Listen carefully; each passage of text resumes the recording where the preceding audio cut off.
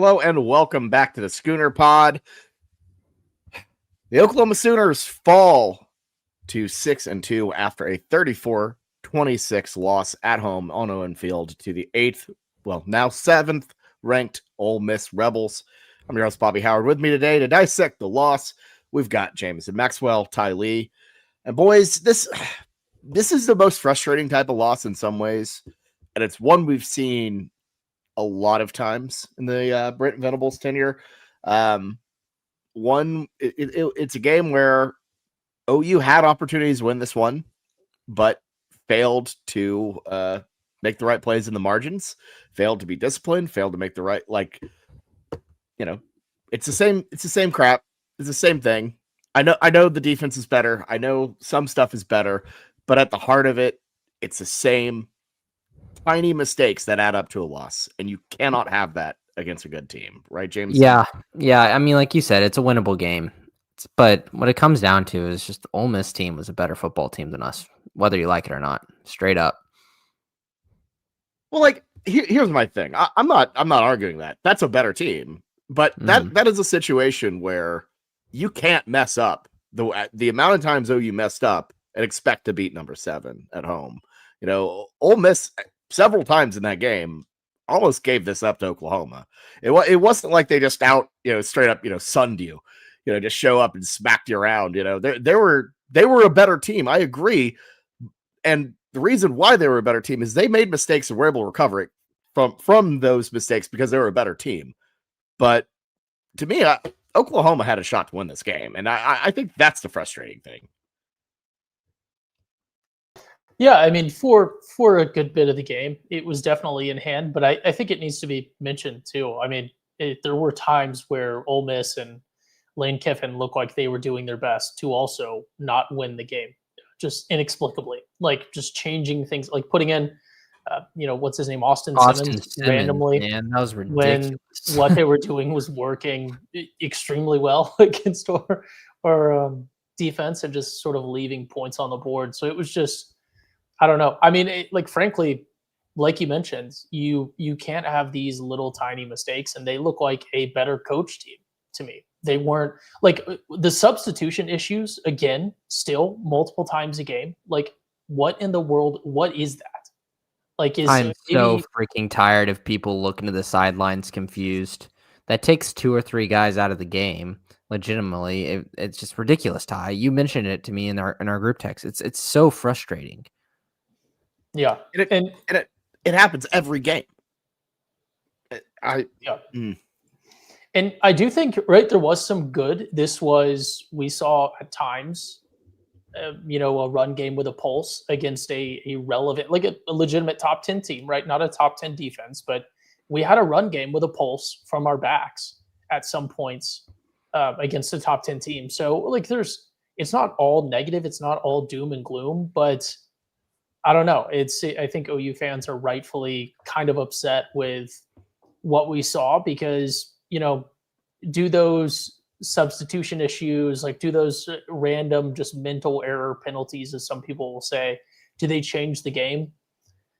I don't know, but we're too deep in the season to be having stuff like that, especially at home, is just a wild, wild situation to me. Yeah, we had a run game with our backs in one quarter, and it looked really damn good, and then it disappeared in the fourth. Like, Torrey Blaylock and Mateer were not doing it in the first half.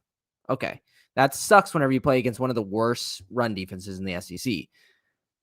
But then we figure it out in the third quarter. That feels rejuvenating. We just talked all last week about, look what happens whenever an offense that's already handicapped a little bit in terms of what they can do, they finally figure out one facet of their game that they've been weak at is run game, and then it opens up everything else. Third quarter, run game hits, starts to open up, we start to regain momentum. Fourth quarter, gone.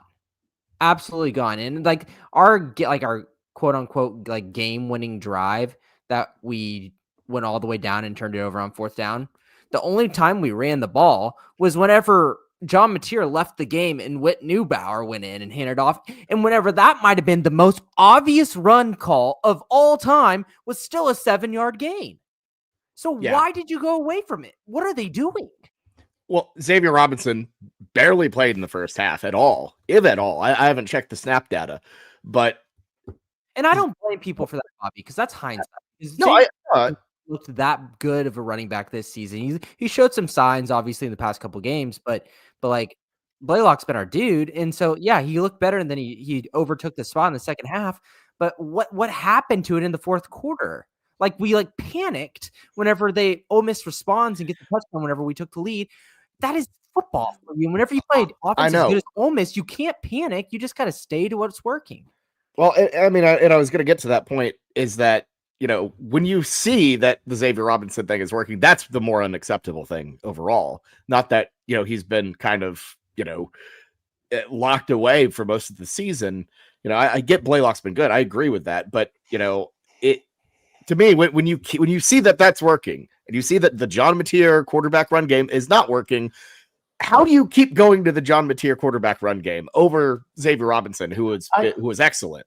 I still don't think it's, if you look at even just the plays that are being called and the aggressiveness of the run, it's still not the John Mateer run game that we saw early in the season. It's still clearly watered down to some extent. So I don't know. It does seem relevant to mention.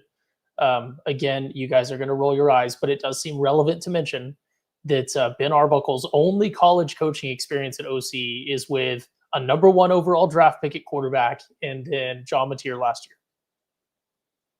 Because some of these play call choices were a little, even like game scheme was a little like, come on, the run thing specifically. Like when it is a 1-score game, or it's a game where we're sort of trading the lead with Ole Miss, and then we have something that's working excellently, and then we just abandon it for no reason, is inexplicable to me. And obviously they had a reason, right? He didn't just on the sideline, he wasn't they're privy to all sorts of information that we weren't. But at the end of the day, they lost the game, right? So you can't say we made the right decision if it still results in a loss. There may not have been a right decision. They could have seen something, and maybe there was something there where we stick to the run game and we still lose the game, right? There's no win situations, but you're not right if the choices you make lead to us losing. I think, to me, when you think about Arbuckle's play calling, that you have to really think about as well is there were guys open, and this is kind of all. I know we're kind of flowing on this. Mateer, I know there are a lot of folks ready to kind of turn on him, which I think that's a little ridiculous. I know he's not the Heisman guy we thought he was at the start of the season by any means, but his vision issues are so unbelievably clear. He looks at his first read in that drive, that pseudo game-winning drive we were talking about, Jameson. There were guys open, and he was just going for the long ball every single time. He looks at his first read, doesn't look at anything better, and that's difficult and really hard to handle when you can't. You're kind of struggling with accuracy, especially deep. Kind of down deep. Mm-hmm. I think there's one thing to where whenever you have a quarterback who goes back to pass and he throws an incomplete, and then the announcers move on, and maybe in film afterwards, or someone in Twitter post a video saying oh, this guy was open all the way on the right side of the field. I'm like, okay, I get that. Sometimes quarterbacks will miss that. But whenever you see the announcers right on the spot, and the majority of the fans look, and they're like, look at the easier pass for the easy 4th down completion, and then in the flat, I think it was Satania right there on that drive. That is a play where you start to get concerned in terms of decision making, and it makes you think of, is Mateer comfortable right now? And if he's uncomfortable and he's overthinking it, is that why he's making bad decisions, or is this just who he is? And it worked at Washington State, and whenever you had a great scheme in Arbuckle, to where he got people open and he was making great plays versus inferior opponents. But whenever you have extreme athletes in the SEC, those windows get a lot smaller. Yeah, I'm willing to bet that if you go look back at all of the film, and like you said, it's different where you have 50 dropbacks, right? And some film guy has cherry picked 3 that, or they're just glaring issues that no one really saw in the game or something. But it is different when it's a more consistent thing, and I'm sure there is a pattern there. But I think one thing to mention as well is his accuracy is clearly down a little bit, and I'm not trying to slight him by saying this, but that was kind of already one of his weaker things. Like he was a gamer, he was a leader, but he was never known to be like tremendously accurate pre-injury. And now we have an injury that's impacting, all of those mechanics potentially. And you could see it in this game. So it's definitely, but I think one thing that has to be mentioned, it's like the fire your head coach crowd. And I'm not going to go off on that bit here, but it's like, no, but it's like if you're OU, right? Or if you're someone that's fired your head coach this season and you got Florida, you got Penn State, you got everyone else in the pool, like, are you going to do better? Like what is the purpose of turning on Mateer? Like are we going to do better on our roster? Absolutely not. So it's like, as much as people want to complain, it's what we got. So I think you wish Dylan Gabriel was still here, but I think fans shouldn't be, trying to burn Mateer at the stake, but I think we can understandably be frustrated.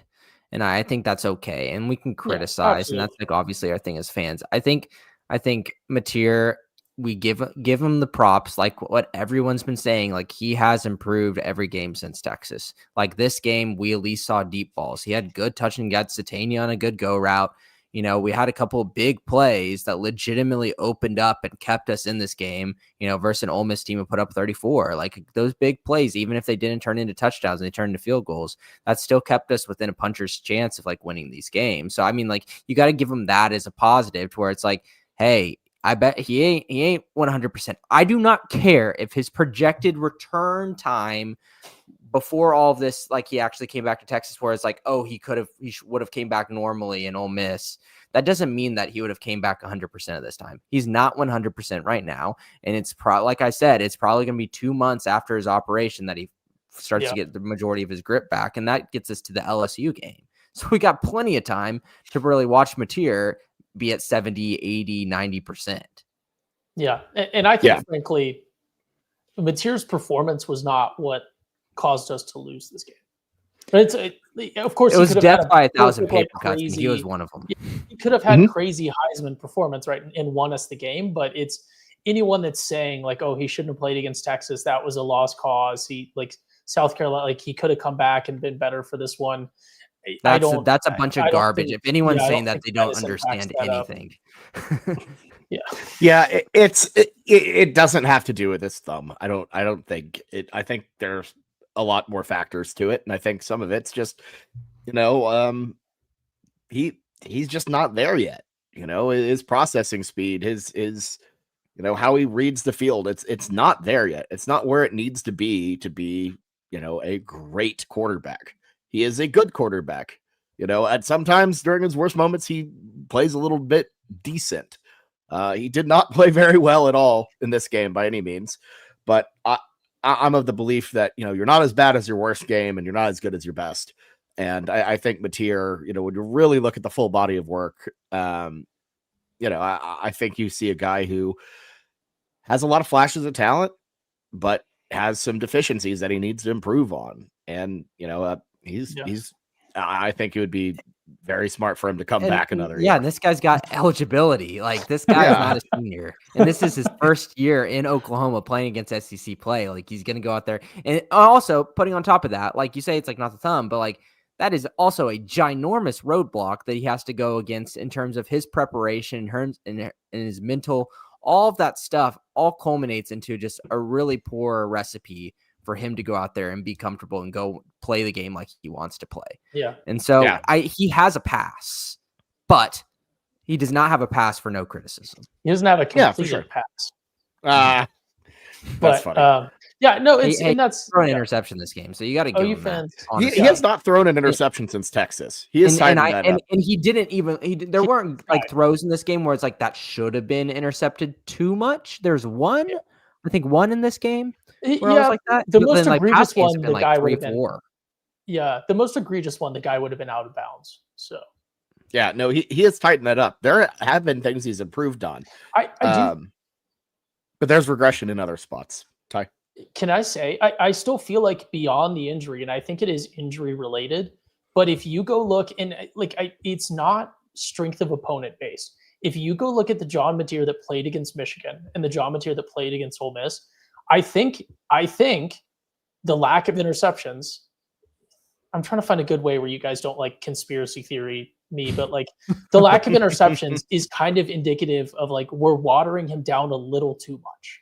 And I talk about it with the aggressiveness in the run game. I just feel like he's, whether it's intentional game plan, like we don't want to re-aggravate anything or cause another injury, or whether it's just him internally, like not being able to fully get back on that horse.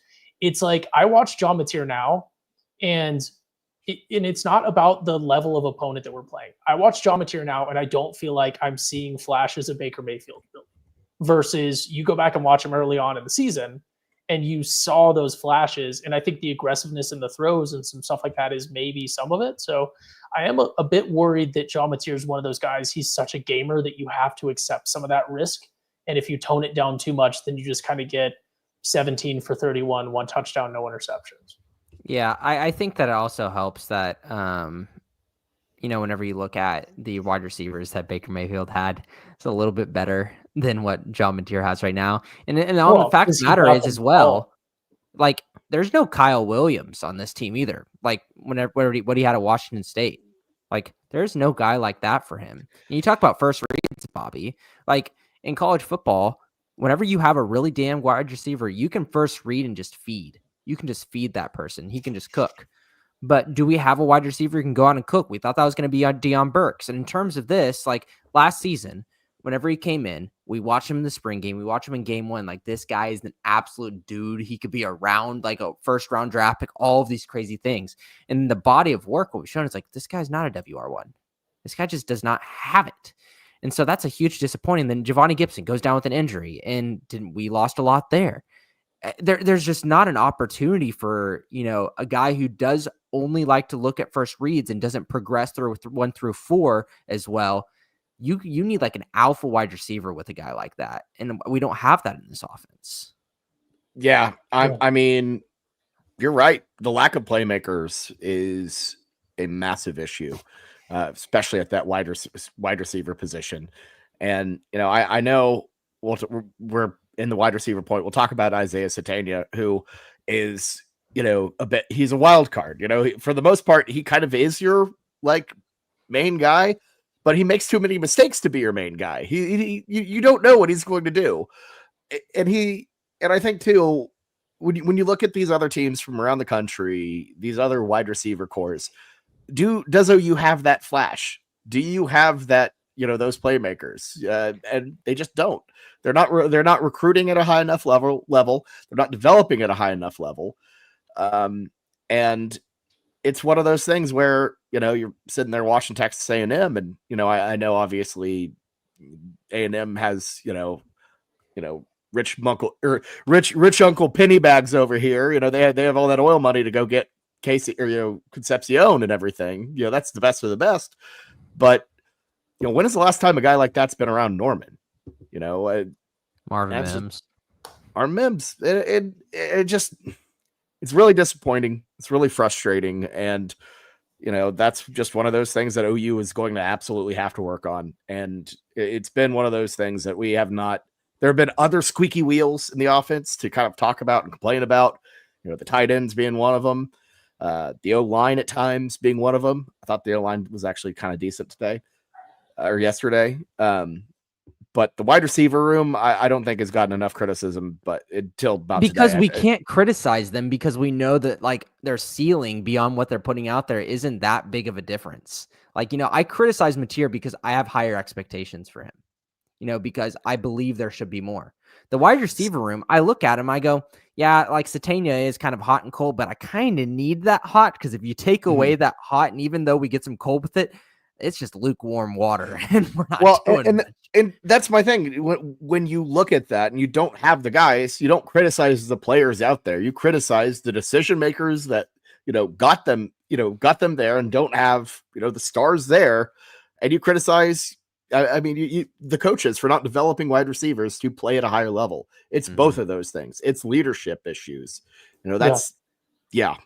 Well, and it's, we're 4 years into Brent Venables with 4 different offensive coordinators or 3 different offensive coordinators now. And obviously, hopefully that's stabilized to some extent, but like you can talk about the NIL stuff all you want. The the staffs and the ability to develop guys and put guys in the league still matters, right? Like, it's as much as people want to argue that players are very nearsighted and are just out for their bag. If you want someone to come to your university, you have to show them that you're going to, make them money in the short term, but also potentially in the long term. And especially when you're looking at the transfer market. And, you look at a team like Ohio State that, say what you want about their schedule, statistically, I think has the best offense right now. Their OC has been at Ohio State for 8 years, and he's been in an OC, co-OC spot for 7. So it's like, come on, like we have to do something. Like, frankly, we have to do something on the offensive staff, because it's top to bottom. It's like every position. You don't talk about the receivers being bad because everyone else is. Jameson, I think has a very good point with, like, their ceiling's not that far off, but you also have to remember that everyone else is just kind of so much worse besides the quarterback. Like, yes, the line was solid. The line has definitely taken steps forward this year, and I'm a bit more lenient towards the line because, like, injuries, who knows what's going on with that, and we've seen from this coaching staff at the line specifically that they can produce talent. It's just like the receivers are not there, the tight ends are not there, the backs are not there. Like, we talk about, it was easier for Baker Mayfield because of his receivers. Baker Mayfield also had the threat of Samaje Perine. He also had the threat of Joe Mixon, double entendre. He also had the threat of, like, Rodney Anderson. He also had the threat of also, like, all sorts of guys. Like, I think Baker legitimately played with 5 backs that made it to the NFL, varying, lengths and performance in their NFL careers. But, like, it's not just the receiving core. Like, some of these receivers, like we talk about Satania, I've been big on, like, hating on Satania, but the problem is he's not being put in a position to succeed because and I don't mean this as, like, an insult to him. He's not like your WR1, like, star WR kind of guy. He is someone that can do constant production for you, just game in, game out, but he's not the, like, and I'm not saying, he's not clutch. He's not like, he's not a WR1, like, star kind of guy like you would need with an offense like this, or like you need with a quarterback like Mateer, who, I think a lot of people know the Johnny Manziel in college example where he didn't have to really develop because Mike Evans was just constantly always open for him a lot of the time. And he was able to just get the ball to Mike Evans and make those plays. And it was one of the reasons, a lot of reasons why he didn't develop in college and stuff. But it's kind of that same thing, is that can work when you have that star, like we talked about. Yeah. And it's definitely stunted his growth to some extent, but we can't expect anyone to develop if it's just constant turnover on the staff, if it's just constant, like every year's a rebuilding year now for some reason. Like, I don't get it. Well, and I think, to me, that's the thing is, I'm not saying let's go axe Arbuckle and get another guy in there. That's that type of turnover. I'm with I'm saying that, to be clear, but Bob, but what I'm saying is, offensively, when you look at that room, what is the constant? And it's that offensive staff. Arbuckle didn't bring in anybody else. It's wide receivers, running backs, and offensive line. It's the same guys from the Lincoln Riley days, pretty much, outside of, I believe, Emmett Jones. Definitely Emmett Jones. And look, there's rot there, and I don't think it's a good idea to change the play caller just yet. After this year, I think he's done enough to be better. He's shown that he's better than Luttrell was with the same bunch. But there's issues there, and I think the issue is with several position groups and the talent there. And you look at the coaches and you look at acquisition, but I think coaches, they've had time to develop someone. They've had time to develop these positions, and they just haven't. And I think it's just time for a change, Jameson. What do you think? Yeah, players see that, and their agents see that when they're looking at where they want to transfer to or where they want to go to. Yeah. I think you guys are all right. I do want to go crazy in on these conversations because we're frustrated fans. But I think the logic in me that you guys already said is I don't want to have those conversations right now, because I want to look at the future, because if we go too much scorched earth, it's just going to create a lot of problems in a college football scene right now where there's a lot of dead bodies. I would rather not want to have to deal with that right now. But that's what I'm saying though, is I don't think you can make major change without, without putting the big heads on the spikes. You don't need to. You don't. Of course. But I'm not going to even talk about that right now until 3 or 4 games from now, because there's an advantage in the middle of the season in terms of firing head coaches, and maybe a little bit offensive coordinator, but really more so just head coaches, because you got to get a beat on the end of the year recruiting. You're signing your class, the transfer portal, whatnot. Oh. Jimmy Satterfield in the comments just said LSU just fired. Yeah, Brian they're Kelly. having a team meeting before we came on, so I'm not surprised about that. I did not see that on the wall with that. So it's not the most. That's been trickling the whole day.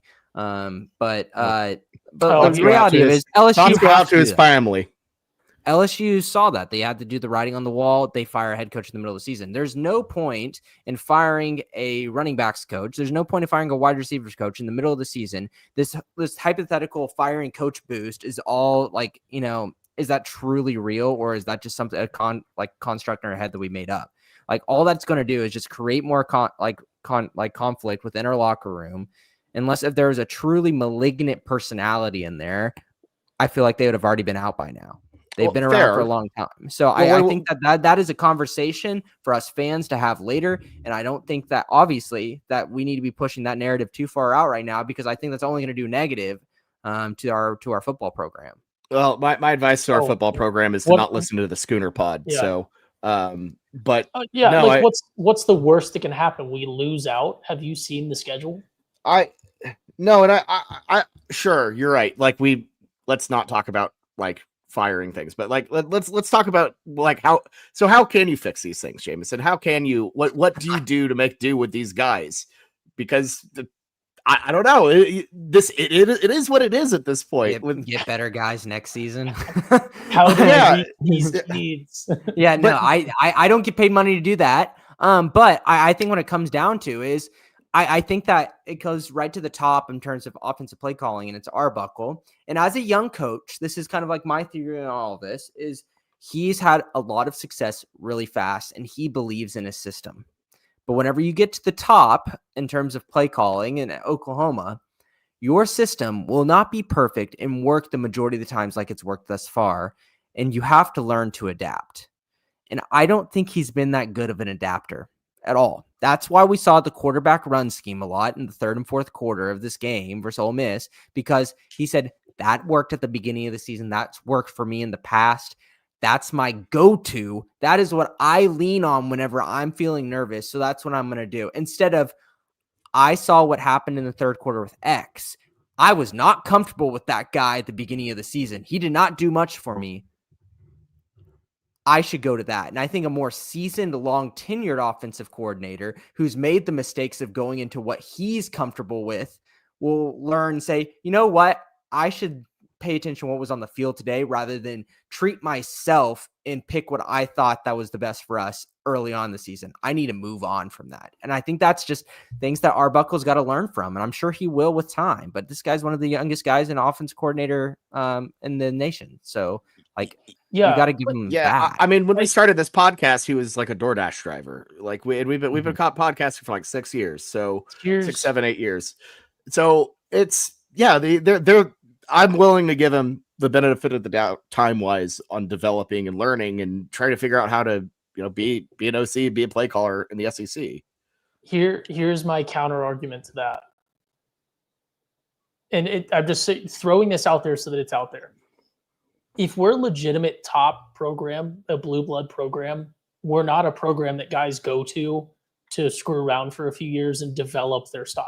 We should be attracting talent that is proven and can win championships. That's an unrealistic expectation. I understand that, but there is a big difference, and it does kind of worry me the more this season drags on, and the more that I genuinely wonder how much control Arbuckle has over hey, this back is going to get this number of carries or something. Yeah, I do fear that when we were shopping around for OCs, Arbuckle was just kind of the only guy that we could get to come in, or the first guy that agreed to come in and not bring anyone with him and leave our tenured guys that have that's absolutely the case for whatever reason. That is absolutely the case. Because what was Georgia Tech's offensive coordinator? what was his name? Okay, Ooh. Buster Faulkner. Yeah. That guy said he wanted to bring in all of his staff, Ty, and we said, Yeah. no. And legitimately, that's exactly the Yeah. case. Which He's the is best candidate, and Yep. obviously it was a mature package deal too. Yeah, and that was a win, but it's like that's a band-aid. That's it's not. We need to be thinking beyond 1 year of material, because at the same time, I do agree, when you bring in a new staff, you can't give them a leash of 1 year. Especially No. coordinator. Like, it's a coordinator only has so much control. Like, you have to let them develop their style to some extent to your new league, and get their recruits in and everything else. I think that leash is shorter now with the transfer portal and things like that, because you don't have to wait 3-4 years to get mature guys in your system. You can get a guy 2 years in that already transferred in as a sophomore and has a good resume and stuff. But that's to me. And again, I don't want to hate on anyone specific, and probably don't want to spend too much more time on this, but it's, if you just look at it objectively, there is one constant, and it is the junior staff guys. And I think you're right. There's not an inherent advantage to firing those type of people mid-season, but I do think it is. You got to remember, it's a very different market when you're looking at, like, hey, we want a QB coach, or hey, we want a backs coach, than like, hey, all of these massive brands with so much money have now fired their head coaches. That's a completely different conversation. Yeah, I think that we have a good conversation about, like, who's actually calling the shots about this running back room, who's actually calling the shots on, some of these play calls at the end. I think it's all because I personally, I would like it to be Arbuckle. I would like Arbuckle to be, and I can't know that for sure. More control. Yeah, but I think what it comes down to is, like you said, Ty, I think if there is a little bit of struggle of power, that's not a good offensive team. So if it comes down to this offseason, we have a tough, ending.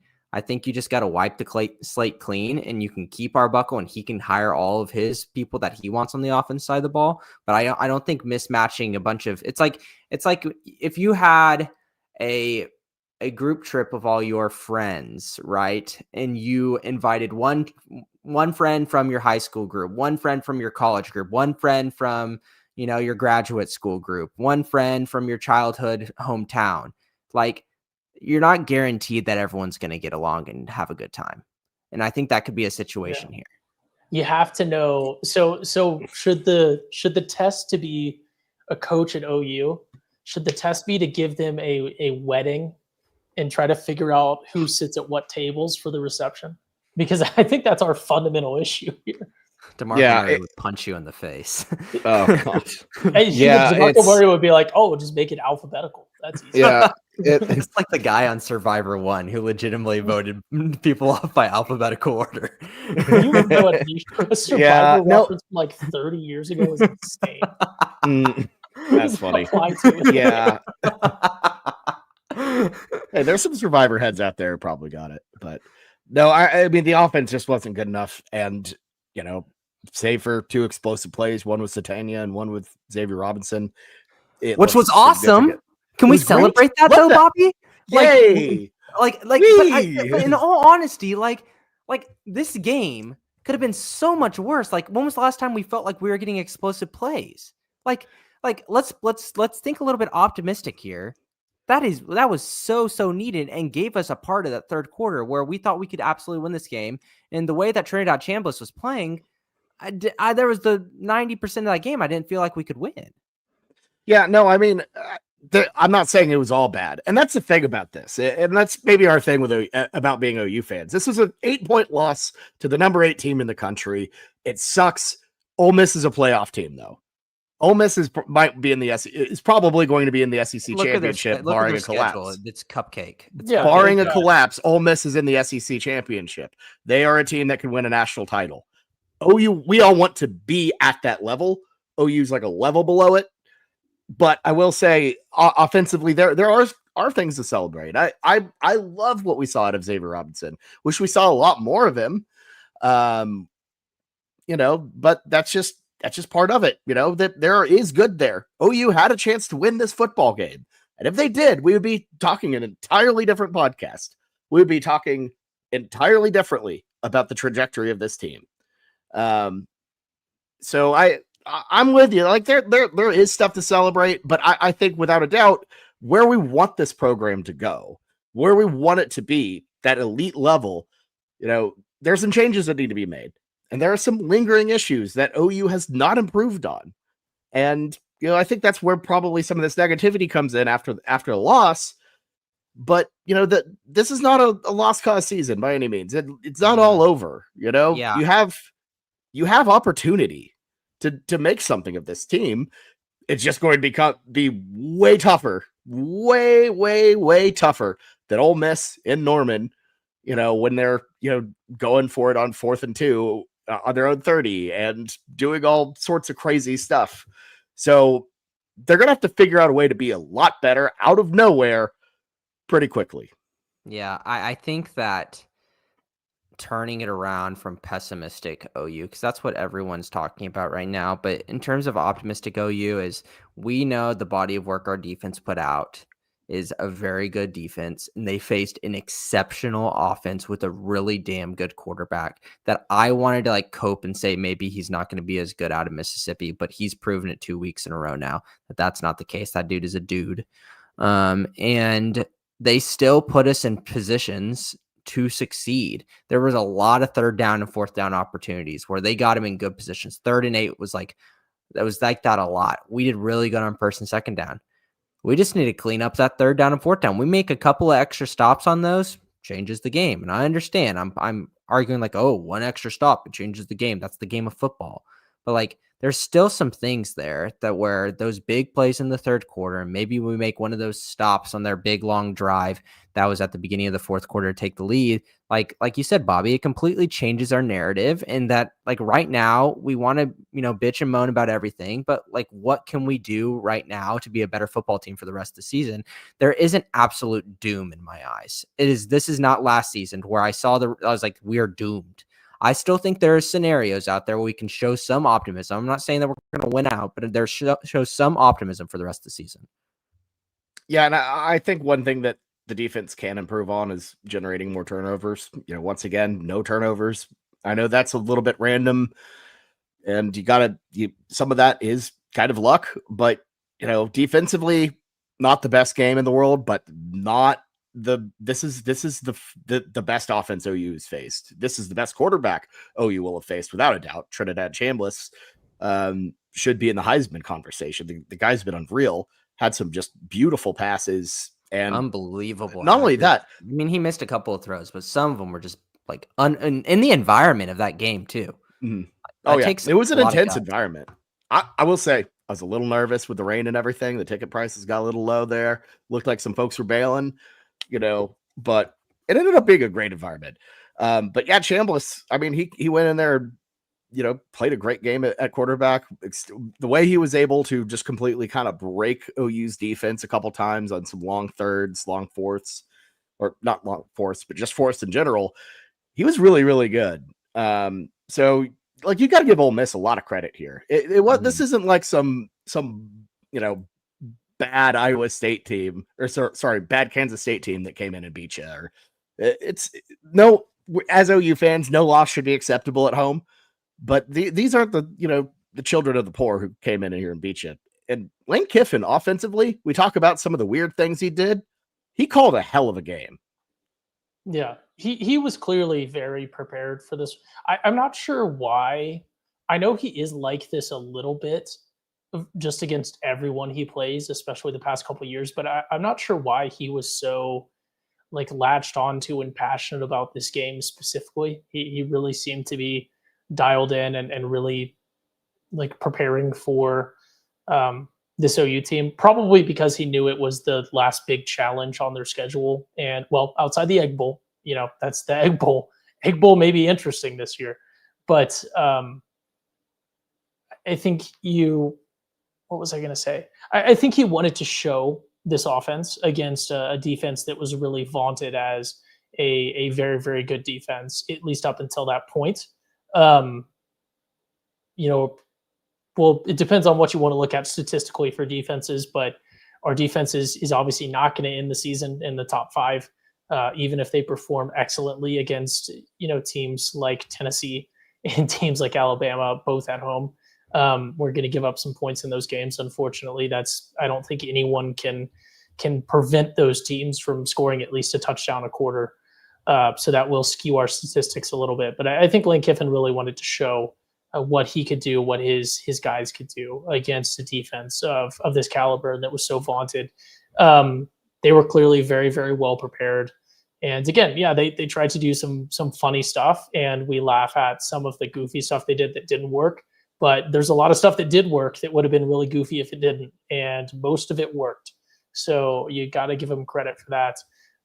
And like you guys said, Chambliss was really, really, really solid game. A lot of attempts, but really, really solid game. One of those guys, one of those performances where the box score doesn't really show you the true impact that he had. Yeah, it was a tough game. The defense, I will say, I was surprised to see that they were 9 for 21 on third downs. They had a lot of third down opportunities, and those 9 just hurt, is what it was. Yeah, Ty. I didn't know they had. I kind of felt like they had 9 conversions, but I didn't remember them having 21. Yeah, and then what was the fourth down? They had like maybe 3 or 4. They were 2 for 3. See, I don't know what that is. See, that's just, I don't know. Is that just like biased memory from us, Ty, that we thought it was a lot worse than it actually was? because they converted a lot of third and longs. Yeah, those third and eighth were killer. They had 4 big third and longs that I can think of off the top of my head. So it's when we could get them down, like we did really solid against their run game, which I think is, they went to the run on the short yardage, and because they got 116 yards on the ground, but 78 from their backs. But yeah, it's. That was it. It kind of felt like if there's one big area that's like vague that you can point at for OU needs to improve, it's like clutch defense. Because I just feel like there has been a bunch of against Texas, but against some of the Texas games we won too. Like I feel like there was just third down situations where we give up explosive plays. I feel like we had one against Auburn on those explosive plays too. Yep. That's we had one. The against tackling South is Carolina. weird. Yeah, it's the tackling regression. I do not understand it at all. Like that's really frustrating. You can talk a lot of bad things about Venables, but he's going to be a guy that's going to get people ready to go out there and tackle. So I don't understand what's going on, especially like we saw from like Robert Spears Jennings in past games. Like it's like weird things going on. Like that's a guy that I would not expect that from.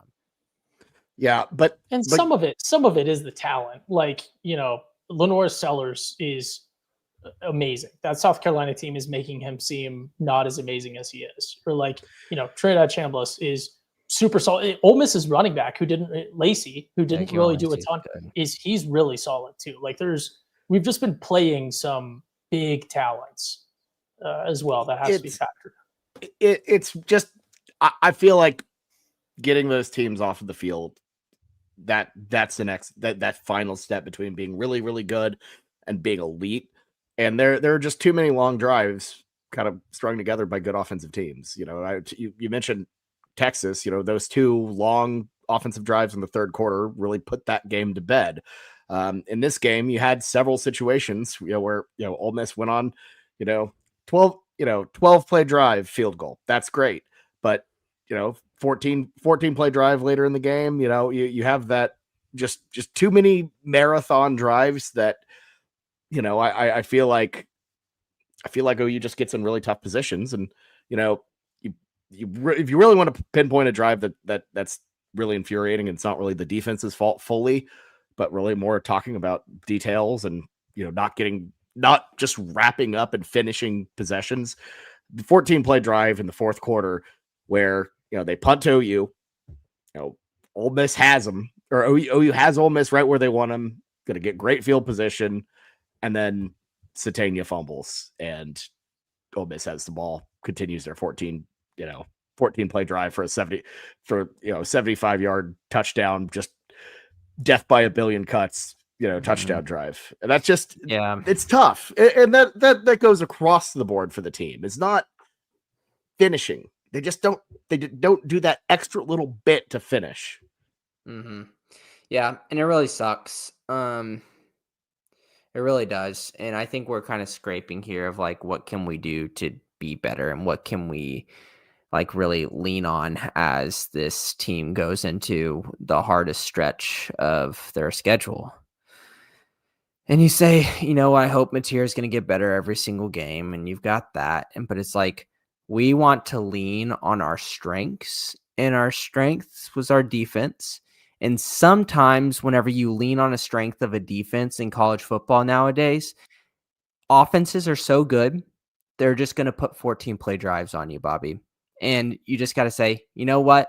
That's just really, really good play calling and really good players. And the defense are out there to be at a disadvantage.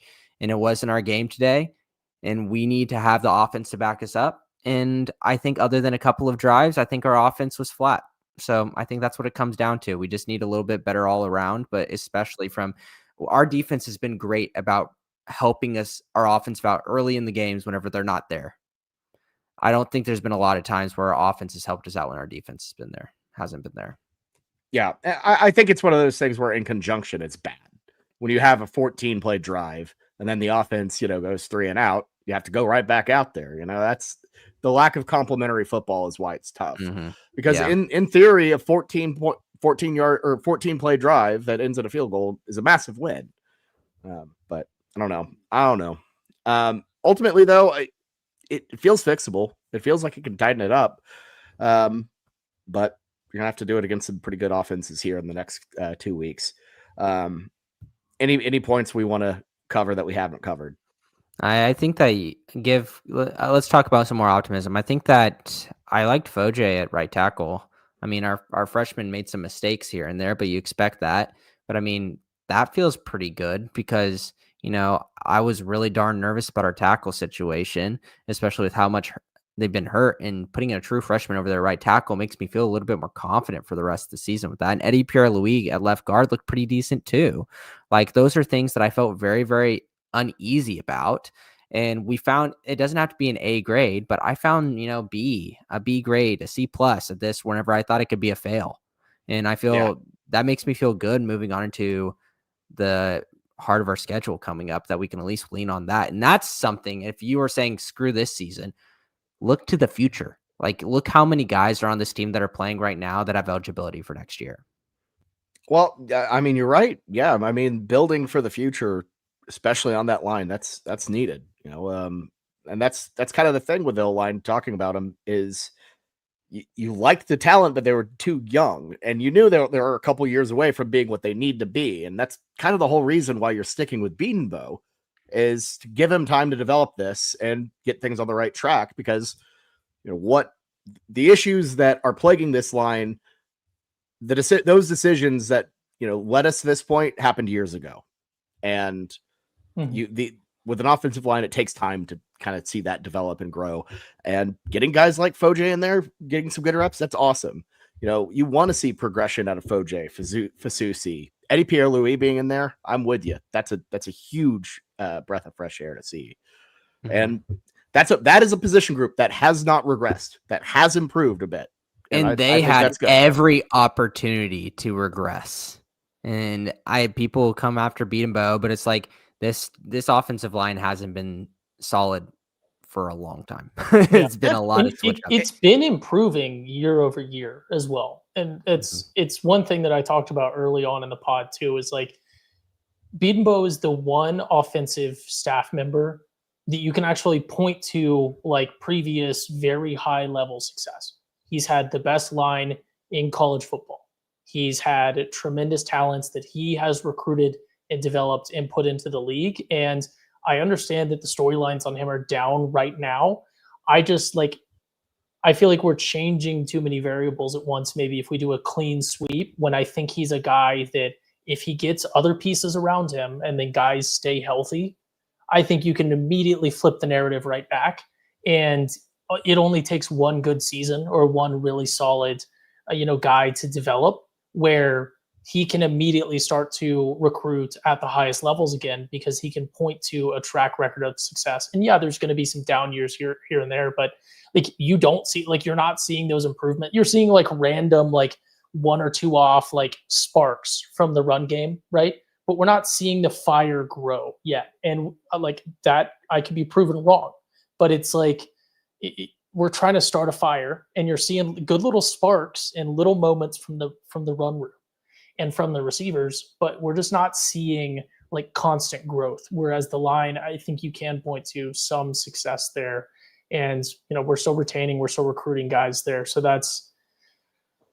it's my lowest point of alarm, because like we talked about, it's as much as you want to say like, oh, they weren't tremendous in this game. Like, can you really point to a whole ton of issues with the O-line in this one? Like, yes, silly penalties. It's not your lowest point of alarm, but a lot of people, it was their highest point of alarm in the preseason.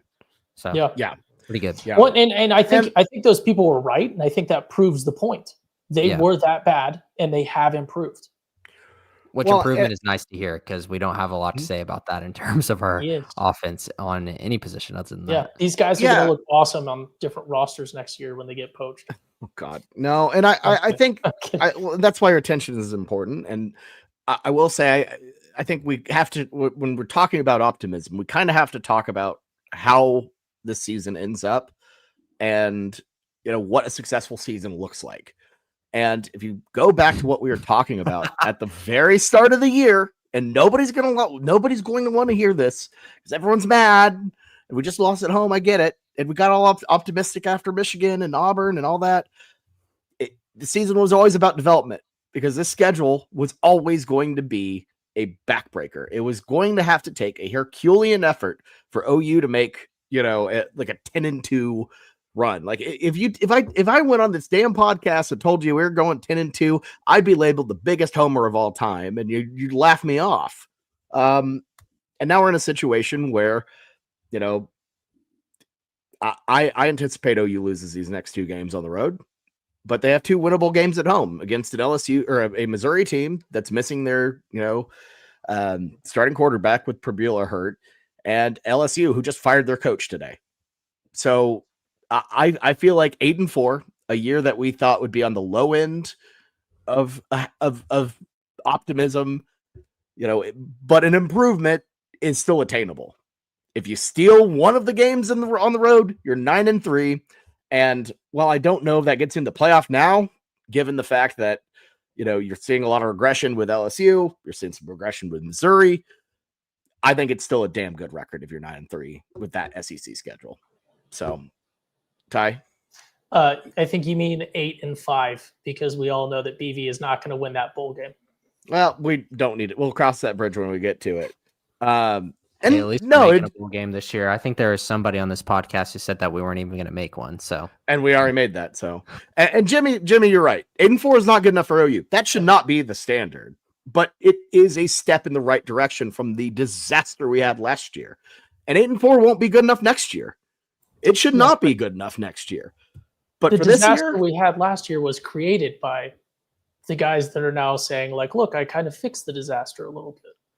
Well, and that's why I think you need to make some changes to get to that point where you're 10-2, where you're in that elite level.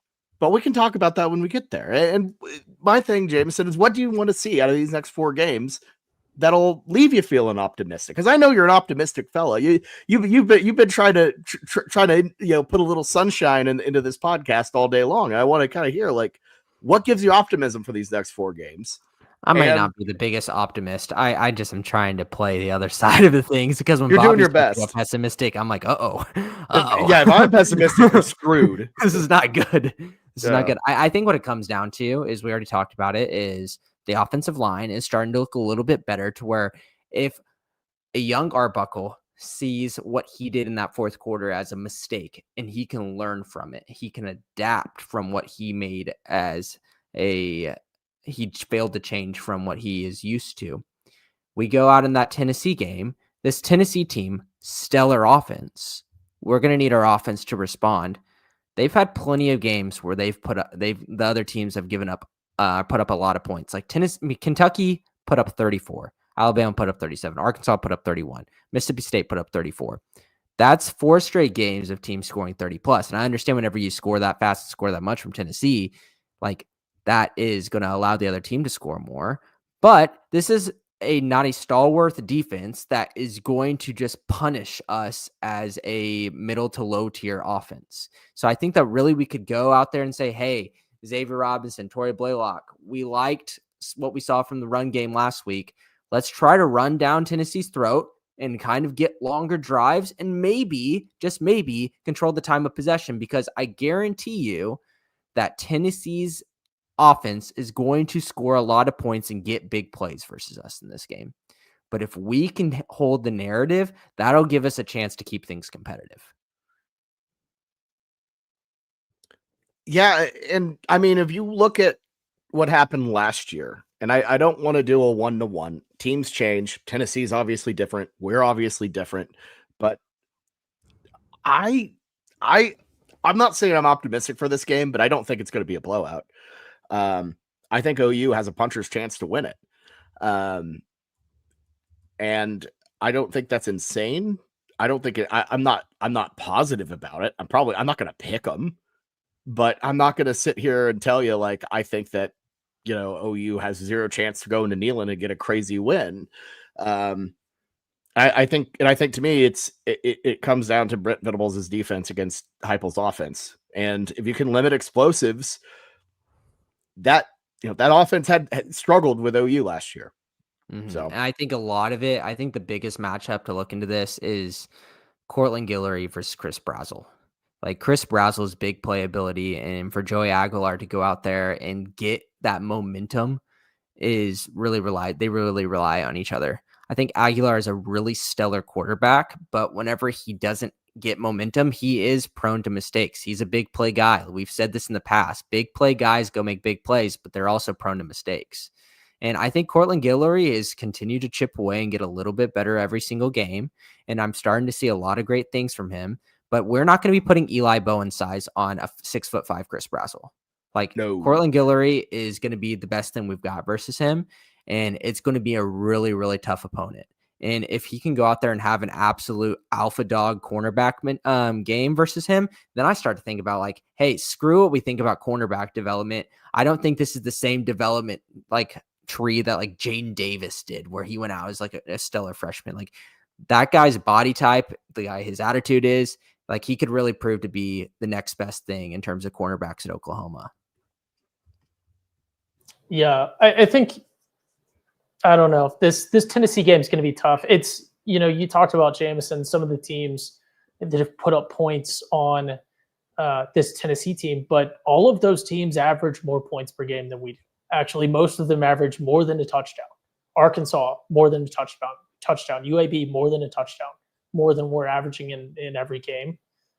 Obviously, Red River kind of skews those stats a little bit, but to me, it's kind of like the Ole Miss thing. It's, yes, their defense is bad, but our offense is badder, and not in a good way, not in the good definition of badder. So that does worry me. Going into Tennessee obviously worries me. I think the one thing that we have that maybe really helps is, it seems like, from what's in the media, from what is being said in the interviews and stuff, there is a little less passion in this one from the Tennessee side. And I'm not saying they're not passionate about it. I'm saying, like, there was so much passion. No, listen, there was so much passion in Heupel returning to Norman to coach his first game as an opposing coach in Norman from Josh Heupel and his staff. Yes, he still cares very much. Yes, he still cares probably more than average for this one, but that edge is not quite there. Like, I don't think he's going to be literally tearing up at the end of this game if they win. I think Josh Heupel wants to go through our throat every single time. Yeah, no, I agree. But it's not like it's different when it's the first time and you're going back to Norman. And okay, so he was an 11 out of 10 in Norman. I get that. Yeah, it's still going to be a 10. But yeah, and that's what I'm saying, and that's the end piece of this is, I don't think that this is going to be like a game that Tennessee overlooks. I don't think this is going to be a game that I think broadly it's still, this OU team serves as a way for teams like Tennessee that are 6-2 and probably having some of the same discussions that we're having about, what does a 9-3 playoff team look like? a loss to Georgia that they should have won if it weren't for their kicker, and a tough loss to Alabama that looks like a very, very solid team, except for when I pick them on the weekend spread, which we'll talk about on Wednesday. But I think Tennessee sees this as an opportunity of OU still has, depending on how you slice it, the 3rd to 5th best total defense in the country. And that's still an opportunity for them to go out and put their stamp on their resume and say, you know what, look at what we did, look at what we've learned, and look at what we did against this vaunted OU defense. And I think there's going to be a ton of incentive for them to really start to pull out some of the stops and really, stun on us. Because frankly, they play New Mexico State after us. They play Florida, which they go to Florida, who knows, like fired rivalry game. And then they do have to play Vandy. But it's like there's a lot lined up here for Tennessee to really want to take their shot. Yeah, I mean, Tennessee, if you went out, you're a playoff team. I think, especially given, that you have what should be a really good ranked Vanderbilt team left on there, OU, 10-2, and a tough road game. Like Tennessee still has everything left to play for. Technically, OU still has everything left to play for, even though it's tough as hell. Both of the, mathematically, OU, if you win out, you're in the playoff. I don't think OU's giving up like the fan bases. I do not get that. I do not get that vibe one bit. No, and the reality of it is just because OU fans were one of them, we're so spoiled and so reactionary that it creates this toxic environment in this situation. I do not think that's what the locker room is right now. I mean, the odds are high. Like we all look at it and think, oh my God, at Tuscaloosa, at Neyland, this is going to be tough. Like, yeah, because it is. But I don't think, in that locker room on that team, they're sitting around like, oh no, we're not going to win in Neyland. Oh no, we're not going to win in Tuscaloosa. Yeah, you see Grayson Halton's tweet. Like he's listening to people going crazy, and he's like, nah, man, I'm with BV, man. We're going for him. Like, yeah, like, and that's how. I just don't believe that's how you have to handle it. You have to be like, I don't care who these guys are. I don't care how loud you say your stadium is. We're going to put our hand in the dirt and try to beat you. That's how you have to go about these games. And I think they'll have the mindset for it, and they better have the mindset for it if they want to have a chance to, try to steal a couple of these. Here's the problem, though. It does kind of turn into the scene from Monty Python and the Holy Grail, where the Dark Knight, or whatever his name is, has lost both his arms and his legs and is hopping around trying to fight King Arthur, saying it's just a flesh wound, come back here. Like, yeah, he's got the attitude the whole time, but it's like he's not winning that sword fight. And I do fear that. Look, I'm not pessimistic. I'm not pessimistic about it. I just don't think the attitude matters either way. Like if you were to ask me my objective thoughts on the rest of this season, I think we win one of the games that everyone thinks we're going to lose. I think we lose one of the games that everyone thinks we're going to win. And I think we probably win our first bowl game under Brent Venables. Wow, that is surprising to hear. We're not a 9-3 OU team, even if we beat Bama. I don't think we're going to. So you're saying we're going to go 9-4 this season, which I think is pretty darn optimistic comparative to most fans. It's possible. Mm-hmm. No, yeah. I think we're going to go. Yeah, I don't know. The more I think about the bowl game, but we need to just. We can't project the bowl at this point. Let's loop back into Tennessee. Yeah, I want to loop back into Tennessee because I know that we're going to talk with Tennessee later, but my 2 cents on this is like. When you are an underdog, whenever your team is coming off a loss, like what do I know that we can do really well that can disrupt Tennessee and win this game? And that's the pass rush. Like I need our Mason Thomas to have an absolute game. Like I need one of the other defensive ends to go absolutely wild, or David Stone or somebody. Like Aguilar is going to want to drop back to pass and make big plays. That's plenty of opportunity for us to send rushers. We only got 1 sack versus Ole Miss. And I get versus a rushing quarterback, it's going to be difficult. There were times where we got pressure. He squirmed around and then got loose and then got big games. Like Aguilar's got a little bit of juice in him. He's not Chambliss. I really, really hope that if we can go and get a pass rush on them, that is like our defensive line is our strength. If we can impose our strength on the road, and that's where you'll start to see the game is lower scoring, closer, and that's how Oklahoma is going to win this game. There's not a scenario in my mind that Oklahoma wins in a blowout. Oklahoma is going to have to win in a gutted out close game.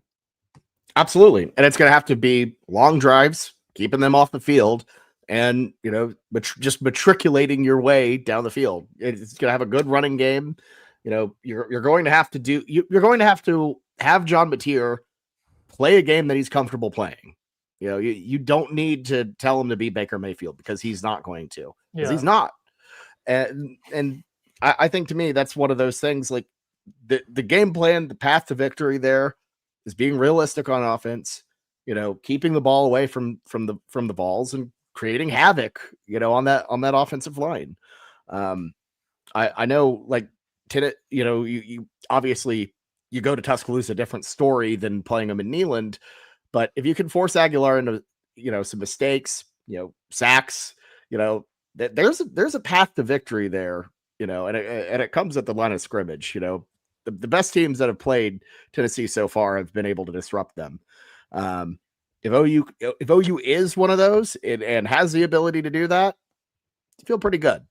Yeah, if you can see the writing on the wall that we're not getting enough pressure, or we're not disrupting this Tennessee offense, I feel like we'll be able to see it pretty quickly amongst the first two quarters.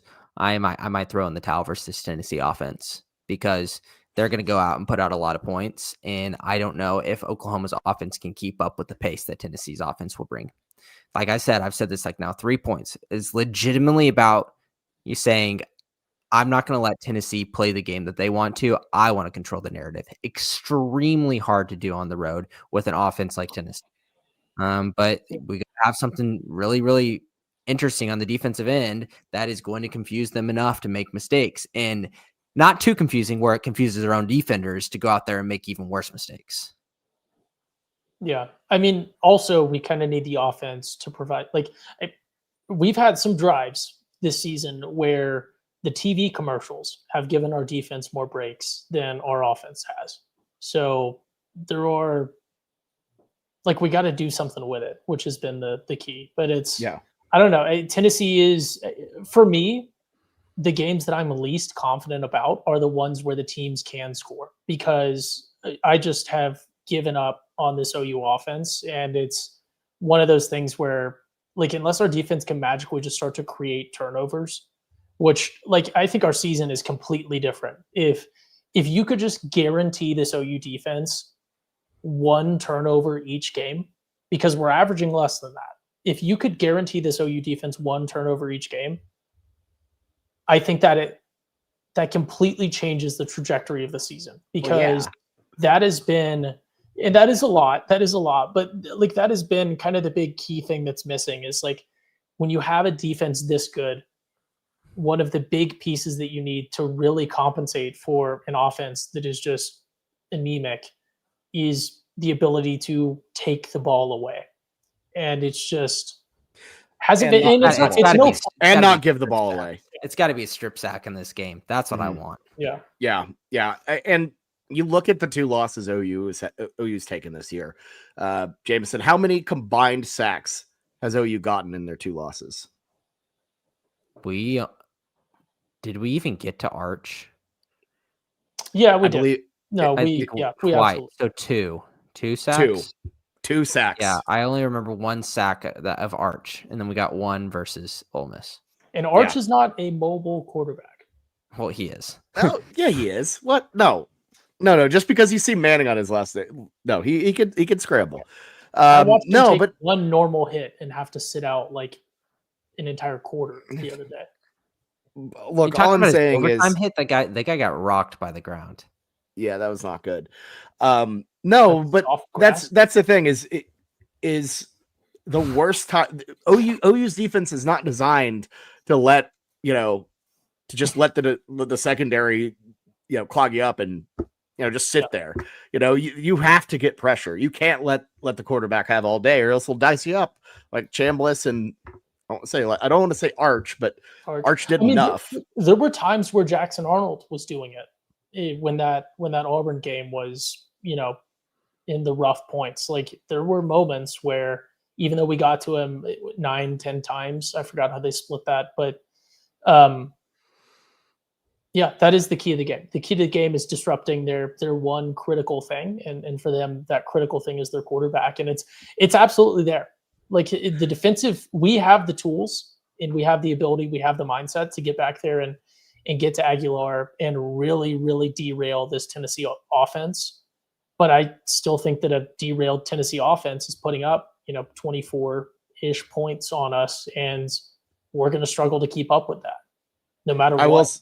I will say I popped into a Tennessee halftime space yesterday during the Kentucky game, and the consensus was just a collection of jokes about how they can't stop various disabled groups of people. So I'm telling you, like, I think that our offense can impose. Like what we looked like versus Ole Miss in the third quarter, I think that you could superimpose onto Tennessee. Their defense is not that good. Yeah. It's doable. I mean, I'm not saying OU's going to light it up on them, but you can do enough. It's just got to be good enough to where, like we said, you said like Tennessee is going to get like 20 plus points in this game, no matter how good our defense plays. Yeah. Can we do the same and win a couple of like momentum plays? It doesn't have to be a turnover. Yeah. It's not to be a turnover. A momentum play, a big PBU on a 3rd and 8, other than giving up a completion. A big sack whenever it's 3rd and 3 or something like that. An explosive run. Yeah. Now that's in our toolbox.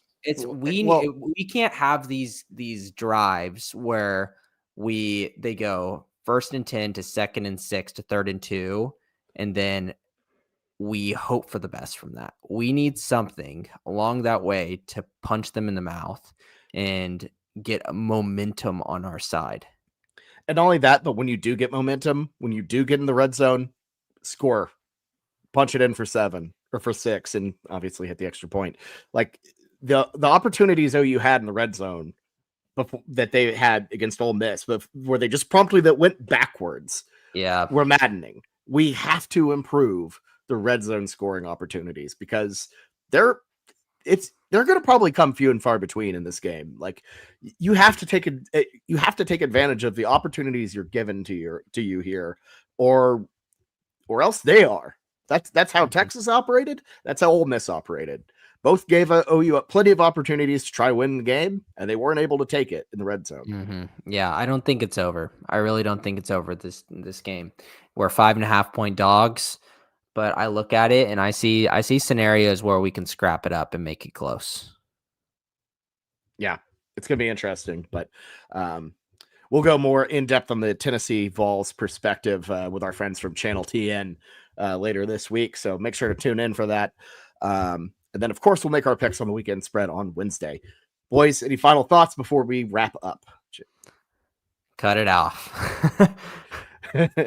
Cut it off. Keep the faith, everybody. It's not, just like I said, it's never as good as you think it is, and it's never as bad as you think it is. So just keep the faith. You have 4 games to try to make something good out of the season, and look, everything's still ahead of them. So we'll see how it goes. But until then, thank you all so much for watching. If you're going to Tennessee, I'll see you at Neyland.